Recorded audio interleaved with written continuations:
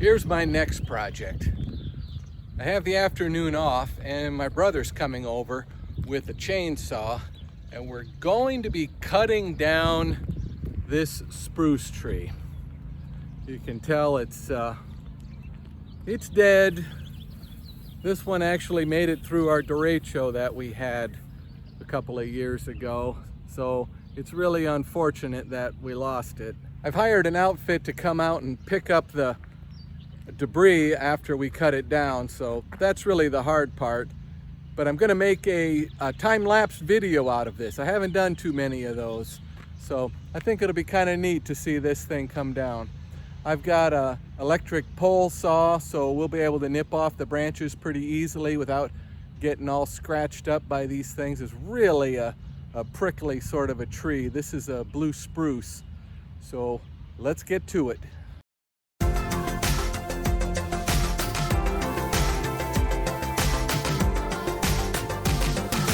You're watching On the Mark with Mark.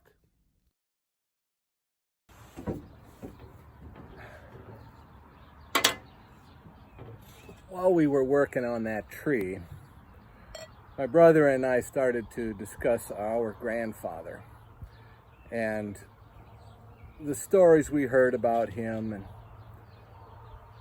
things that he did. And to start with, I got to start by saying that my dad and his sister used to brag that their dad could fix anything, and he pretty well could. But he died back in 1985, so the type of technology there was back then, there weren't as many printed circuit boards, you know, we're talking about 50 years before he died, you know, that kind of stuff he could fix, whether it was mechanical or electronic. The guy, he could do everything. Anyway, he did a lot of things, but if there was just one thing that he excelled at, and he was good at a lot of things, it was falling a tree. He just had a sixth sense for how to bring a tree down. I used to mow his yard, and I'm trying to remember if he was still alive at this time, but one of his neighbors, he had a 3-acre lawn, so it was an all-day job on Saturday to mow his yard. And one day, one of his neighbors stopped me and said that how impressed he was with my grandfather. There was a tree right on the corner of his house, and he said, this neighbor said he watched my grandfather take this tree down. He could see his house from his back porch. And he was sitting on his porch and he was watching, and he said he would get up there and he had this bow saw. He had all kinds of type logging type saws, and he had these great big thick ropes and blocks and tackles and stuff. I mean, he could bring down some big trees and he could put them exactly where he wanted them. But what this neighbor told me is that he would get up on a ladder and he would cut a branch, and he'd cut another branch, and then he said he would come down and he would stand back, and my grandfather smoked a pipe, and he would light his pipe and he would smoke, and he would stand there and look at it, and then he'd walk over to the side and he'd look at it some more, and I suppose about the time his pipe went out, then he'd be up on the ladder again, and he'd saw a branch here and he'd saw a branch there, and he'd come down and he'd look at it. And the neighbor said, I was watching him, he said, and little by little it was coming down, and he said it seemed like I got distracted by something, and I looked over and the tree was halfway down. And he said in a short amount of time he had taken the whole tree down with a handsaw. That's the way it was. And my dad always said, he said he didn't like telling stories about his grandfather, about his dad, because he ended up making him sound like a Superman. But what it was is, this guy, my grandfather, he had a really strong heart. He died of multiple strokes, and my dad said every doctor that came in to look at him, they'd have him on a heart monitor. All of them commented on how strong his heart was, and he's 88 years old. He said, if we didn't know this guy was 88 years old, we'd be asking if you would be willing to do an organ donor with your father. And in his younger days, probably up into his 50s, he used to brag he could outwork any man. And he could. He could do continuous hard labor all day long. He never needed a break. He used to mow a field with one of those hand size. We just go back and forth across there. My dad said he was like a machine. My dad said he tried doing it one time. He said he made it one pass across the field and he was done. And then my grandfather took over. He used to keep a sharpening stone in the pouch of his bib overalls, and when he would get to the end, he'd pull that stone out and he would sharpen this side and he'd put it back in, and then he'd work his way back across. But back to fall in the trees things. That was one tree that was in his yard. There was a tree that I witnessed him fall. He used to have a cabin at Lake Delhi. And back in the 60s, the cabins around the hills of Lake Delhi were little more than shacks. I mean, people would take a shed and kind of finish off the inside and then pull another shed up to it, and that became the bedroom. It was just rickety old places like that, and they were all just kind of placed all up this hillside. Well, there was this great big cottonwood tree, and if you know cottonwood trees, they grow to be huge, and this thing was at least 6 feet in diameter at the base, and they were taking it down, and my grandfather was in charge of this, and he had all of his ropes and everything tied onto this thing. And there was only one place this tree could come down without hitting any of the little buildings that were around there. And everybody was nervous about this. And I remember there was one guy, he was worried that the tree was going to fall backwards into the lake where his boat was parked. And he had his son take the boat out so that in case it fell that way. And my grandfather told him, nope, it's not going to go that way. Don't worry. And when the time came, he placed that tree exactly where he wanted it. It fell right where it was supposed to fall. But that's not the story. That's just the background. There was a time he was out driving someplace, and I'm not quite sure how I know this story, but he drove by a group of guys that were cutting down a pretty big oak tree. And as he drove by, he was looking at it and he saw a problem with it. So he stopped his truck and he turned around and he came back and he parked on the side of the road and he walked down to the fence and he said, if you guys keep this up, you're going to land that tree right here on this fence. And the guy said, no, it's going to fall this way.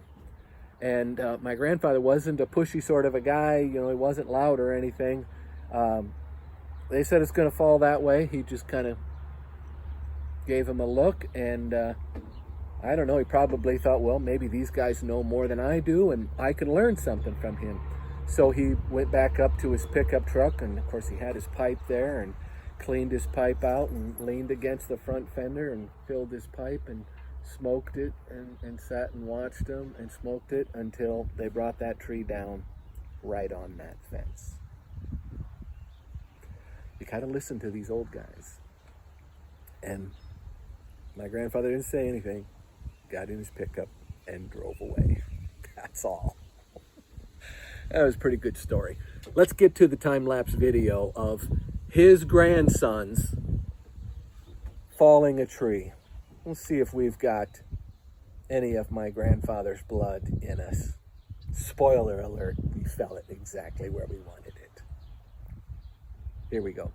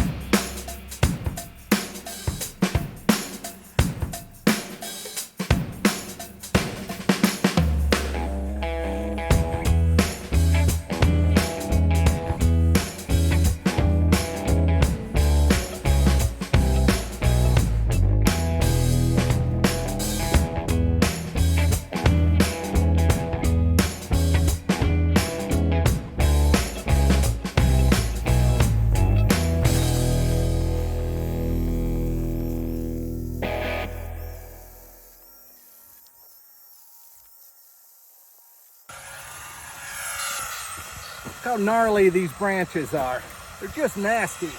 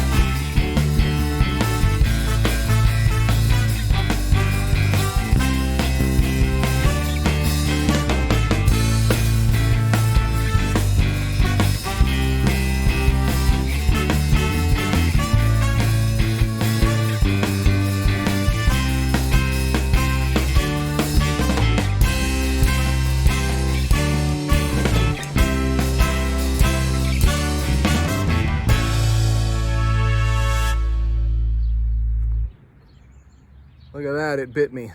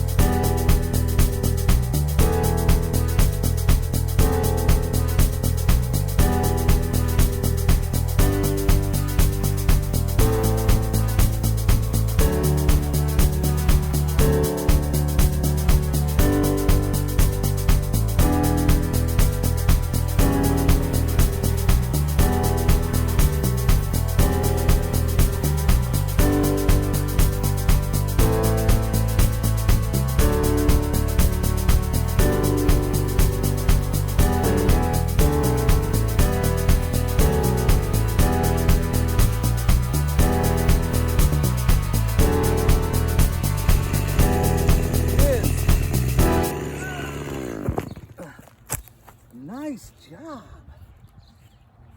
Holy crap.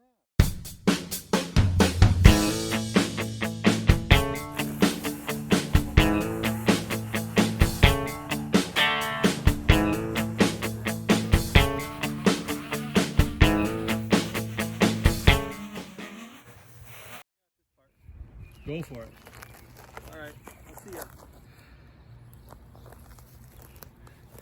Now I got That part. Part B.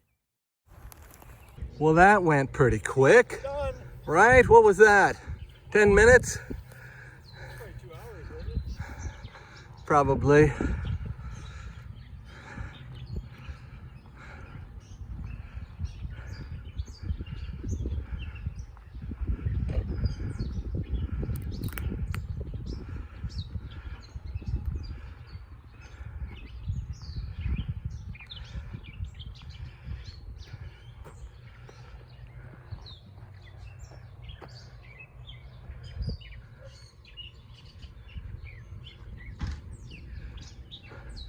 This one's probably only got a couple of years left in it. Pretty sure they're the same age. But this one was dead.